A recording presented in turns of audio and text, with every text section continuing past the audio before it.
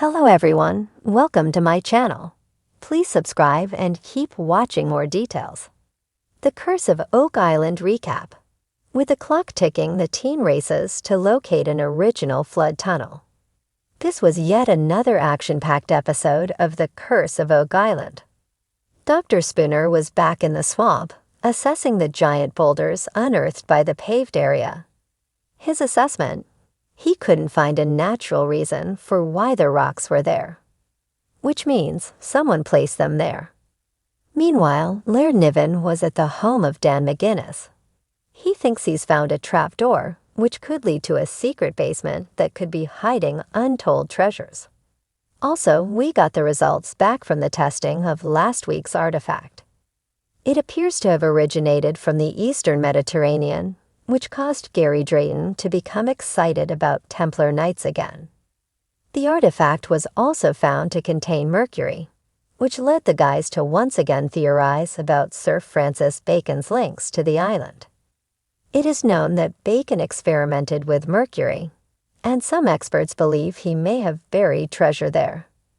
However, the main focus of this week's episode was a race against the clock. The cofferdom, which has been in place at Smith Cove for 2 years now, needed to be removed. The permit granted by the provincial government 2 years ago stipulated it had come down, and the area was to be restored to how it had been beforehand. This meant they would have to suspend all excavations at Smith Cove and the uplands for the rest of the year, while this work was carried out. So they had 24 hours to dig out what they hoped was a flood tunnel located last week in the uplands.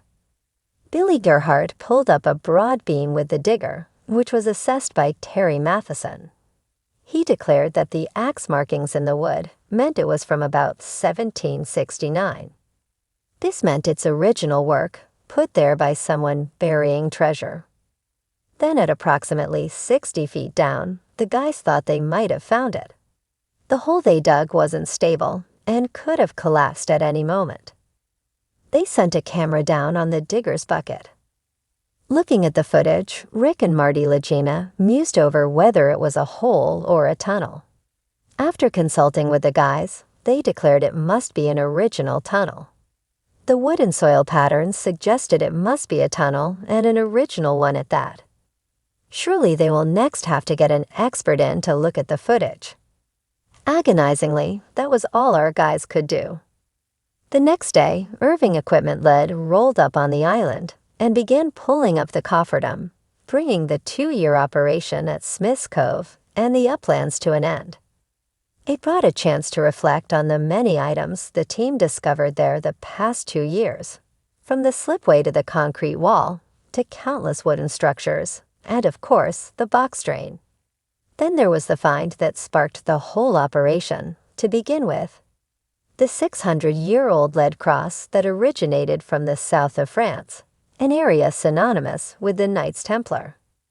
We can be sure the guys won't give up and will be back at Smith's Cove and the uplands as soon as they can.